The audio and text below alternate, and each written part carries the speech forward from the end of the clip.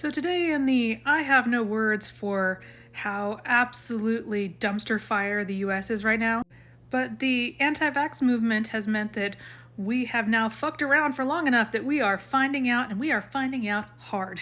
The number of measles cases in Texas has now climbed to 146, with 20 hospitalized and 1 death. And since people really do not understand how to keep germs to themselves, here is one of the alerts that came from one person who is now infected. These are all the places they went in 3 days. Again, remember that measles can stay airborne for hours. So the 5 hours that this person spent at Ripley's, believe it or not, on a holiday weekend, imagine how many people that they've infected. And it's not just the US that's living in this madness. In addition to the 150 cases reported so far this year in the UK, 2 new cases were detected in Melbourne, which were not associated with travel, indicating that there is community spread domestic. And the Ontario case outbreak doubled. 78 additional cases in addition to the 18 children in the hospital, 1 in the ICU, all of whom were unvaccinated, which means that this year's outbreak, yes, the 2025 outbreak, the year where we're in February, has already surpassed the total number of cases for the last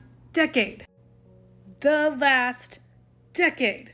And in something that is surprising to no one, San Antonio, Texas has now reported a case of rubella, aka the R in the MMR vaccine. So since the MMR vaccination rates are so low, it's unsurprising that we're now seeing rubella as well. One of the counties at the center of this outbreak has a vaccination rate of 86.4%, meaning that 13.6% of the kids in that school are unvaccinated. And given that we need at least 95%, if not 98%, to maintain herd immunity, it is completely unsurprising that they're the center of this outbreak, with 98 cases in that district alone.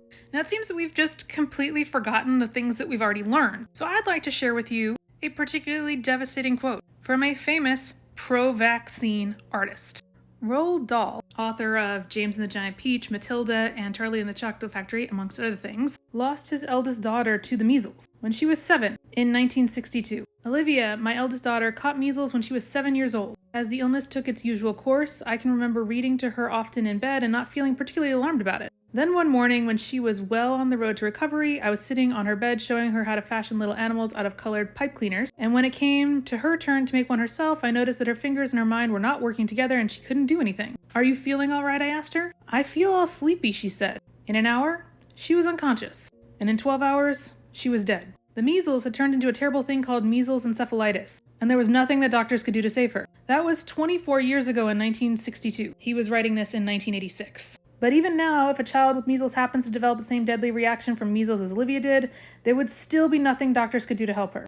And even sitting today in 2025, there is still nothing that doctors could do to save you. The best that we can offer is fever reducers and anti-seizure medication to reduce some of the devastating consequences. But otherwise, you have to ride it out to the other end. And the complications on the best case are permanent seizure disorder, permanent brain damage, or death, even today in 2025. And while it is a rare complication, rare is 1 in 1,000 cases of measles results in measles encephalitis.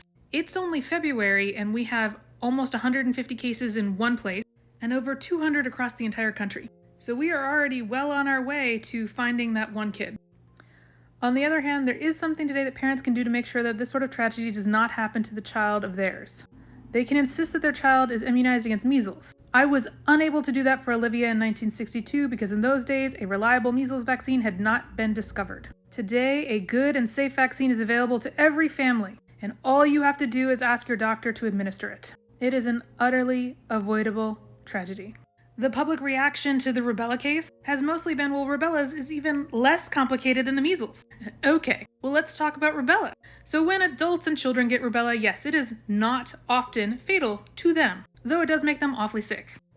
But the biggest consequences of rubella are to people who are pregnant, because being infected with rubella in utero significantly increases the risk of miscarriage and stillbirth, and for babies who do manage to survive, it carries a significant risk of severe birth defects and death. Before the rubella vaccine was introduced in 1969, there was an epidemic in the 1964-1965 year. That epidemic resulted in the death of 2,100 newborns.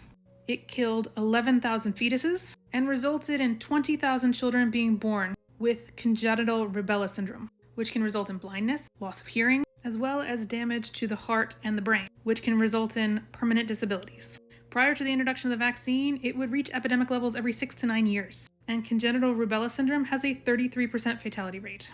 Between 25 and 50% of the adults who are contracting rubella are asymptomatic, so you may not know you're being exposed until it's too late. Also, the maximal infectiousness is 5 days before the rash appears to 5 to 6 days after the rash has appeared. So someone may be completely asymptomatic and infectious before they know that they have been exposed and are infected. It's part of the reason why, if you've ever been pregnant, they test you for rubella antibodies to make sure that you are still immune, because it is devastating for pregnancies. So I really don't understand why people are just YOLO. What? Like measles, it can also stay airborne. So people are going to restaurants and gyms and roadside attractions and spreading these diseases far and wide, speedrunning us to the pre-vaccine era, which personally I do not wish to visit. If we again look at past as prologue, part of the reason that the 1918 Spanish flu was so bad was because there had been a massive measles outbreak, especially amongst soldiers, immediately prior, which weakened everyone's immune systems and made the flu that much worse. As we have H5N1 brewing, it would really not do us any good to have a massive measles outbreak, and yet, here we are. It's just such self-inflicted pain. And unfortunately, it's being inflicted on those of us who didn't sign up for it. So if you haven't had a chance, I would definitely get a titer check. See if you are still immune to measles, mumps, and rubella, because as I've said in other videos, you lose between 4.5% and 9% of those antibodies, depending on if you had the 2-dose or the 1-dose version, or natural immunity over time. So even if you had natural measles or rubella as a child, you may no longer be immune. A titer check can tell you whether you are or not, and if they won't give you one of those, just ask for a booster. And remember that wearing a mask can protect you against all of these things because they're all airborne. Lord help us.